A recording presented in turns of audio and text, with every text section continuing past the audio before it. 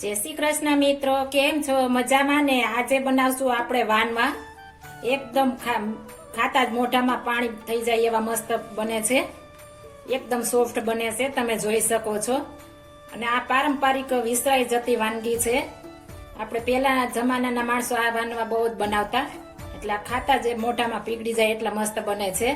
હવે આપણે તેને બનાવવાનો કઈ રીતના બનાવવું એનો લોટ બાંધીશું. આ ચણાના લોટમાંથી બને છે આ વાનગી. એકદમ ખાવાની મજા આવે છે. ઓછા તેલમાં પણ ચડી જાય છે અને ખાવામાં પણ આપણે ફાફડી ગાંઠિયાની જેમ મજા આવે છે. ચાલો હવે આપણે લોટ બાંધી લેશું.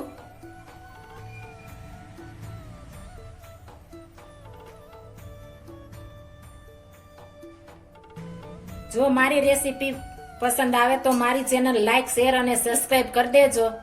Thank you for watching guys. હવે આપણે વાનમાં બનાવવા માટે લોટ બાંધીશું. ચણાનો લોટ લીધો છે.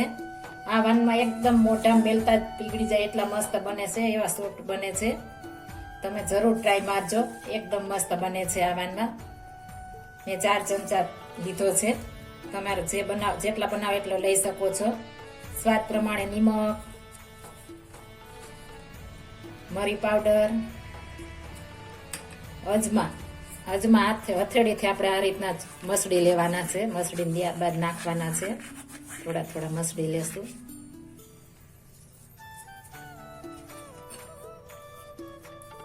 હિંગ નાખીશું 1 ચમચી. આ હિંગથી આપણે વાનવાનો ટેસ્ટ બહુ મસ્ત આવે છે. અડધી ચમચી આપણે હિંગ હળદર નાખીશું. ત્યારબાદ આપણે મોણ નાખીશું. 1 પાવડું મેં મોણ નાખ્યું છે. હવે આ રીતના બધું આપણે મિક્સ કરી લેશું. આ વાનમાં ખાવાની પણ બહુ મજા આવે છે. તમારે ફાફડા ગાંઠિયા આવે છે એ રીતના બને છે આ વાનમાં.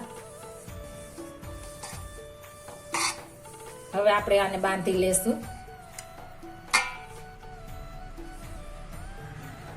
આ રીતના મોણ થવું જોઈએ, આ મુઠ્ઠી વડે એવું. મેં આ 4 ચમચામાં 1 પાવડું નાખ્યું છે. આ રીતના બનાવશું એટલે એકદમ સોફ્ટ થશે, એકદમ ક્રિસ્પી પણ બનશે ને સોફ્ટ પણ થશે. હવે આપણે આને બાંધી લેશું. આ રીતના બનાવવાનું છે આપણે મોણ દઈને, તમે જોઈ શકો છો.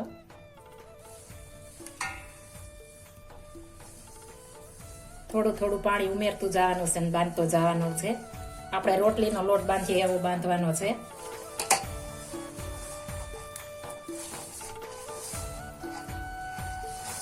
ઢીલો હશે તો તમારા ક્રિસ્પી ને એકદમ સોફ્ટ નહીં બને, એટલે મીડિયમ રાખવાનો છે.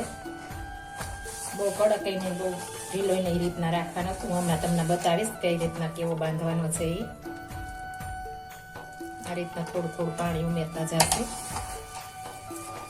હવે આપણે જરૂર નહીં પડે પાણીની. મસ્ત બંધાઈ ગયો છે.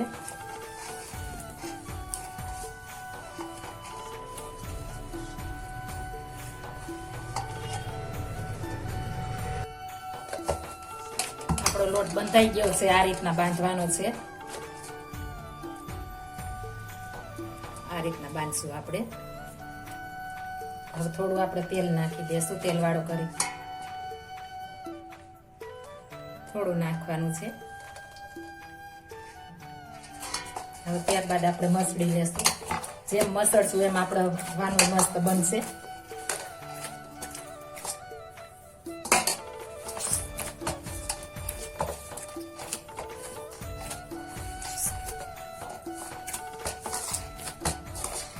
હવે આને થોડી વાર આપણે 5 મિનિટ માટે ઢાંકીને રહેવા દેશું, એટલે મસ્ત લોટ થઈ જશે આપણો. ત્યારબાદ પાછો આપણે મસળીશું.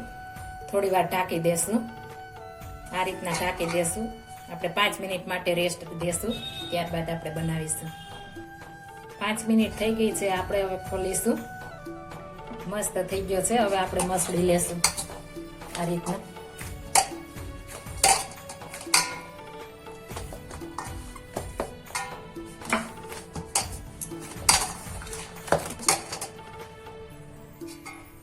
આપણો લોટ મસ્ત મસળાઈ ગયો છે. હવે આપણે લુવા વાળી લેશું.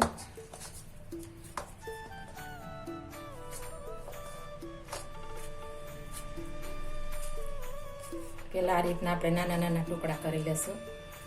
મીડિયમ સાઈઝના કરવાના છે. તમે નાના મોટા કરવા હોય તે પ્રમાણે કરી શકો છો.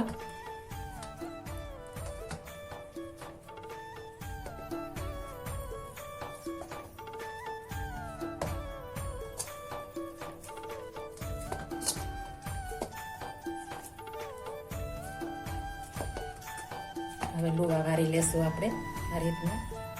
એકદમ મસ્ત બની જાય છે. બધા લુવા રીતના વારી લેશું આપણે. આપણા લુવા તૈયાર થઈ ગયા છે. આ રીતના બનાવવાના છે. હવે આપણે તેને વણી લેશું. આ રીતના આપણે વણી લેશું. આમાં લોટ કે તેલ કોઈ લગાડવાની જરૂર નથી પડતી. આ રીતના બધા વણી લેશું આપણે.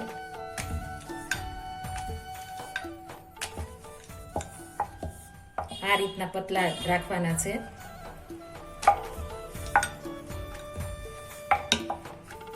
તમે જોઈ શકો છો એટલા જાડા રાખ્યા છે મેં. હવે તેને આપણે કાણા પાડી લેશું. કાણા નહીં પાડીએ તો આપણા વાનમાં ફૂલશે તો ફૂલે તો મસ્ત નથી બનતા. એટલા માટે આપણે કાણા પાડવા પડે છે.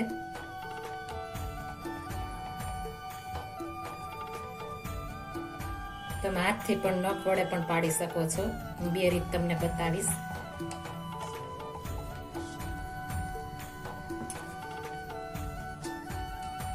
આ રીતના આપણે બધા વણી લેશું.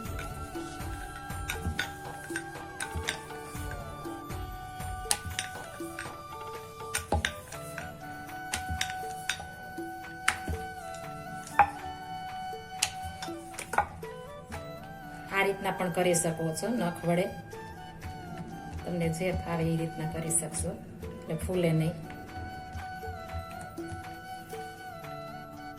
હવે આ રીતના આપણે બધા બનાવી લેશું. આપણા બધા વાનમાં વણાઈ ગયા છે. હવે તેને આપણે તળી લેશું. તેલ તળવા માટે મેં તેલ ગરમ મૂકી દીધું છે. આપણું તેલ ગરમ થઈ ગયું છે. હવે આપણે એમાં વાનવા નાખીશું. આ રીતના એક એક કરીને તળી લેશું.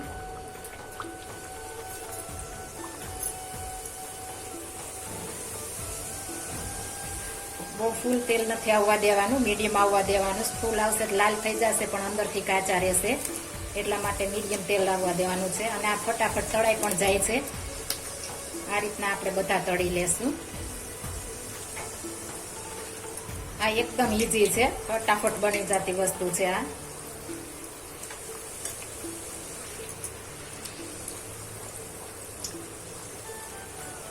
આછા બ્રાઉન કલરના આપણે થવા દેશું એટલે મસ્ત બને.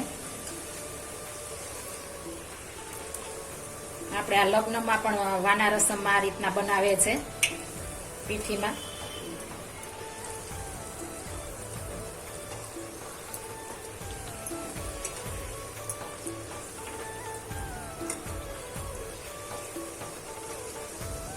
આ રીતના આપણે તળાવા દેવાના છે.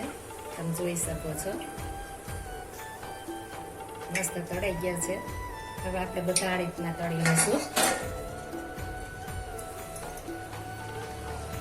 ખાસ ધ્યાન રાખવાનું, ફૂલ તેલ નથી આવવા દેવાનું, મીડિયમ રાખવાનું છે આપણો સ્ટવ. મસ્ત બનશે.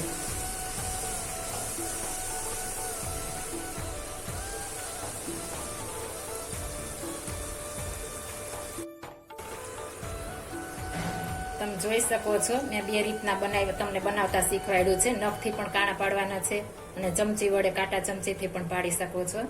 હવે આ રીતના આપણે બધા તળી લેશું.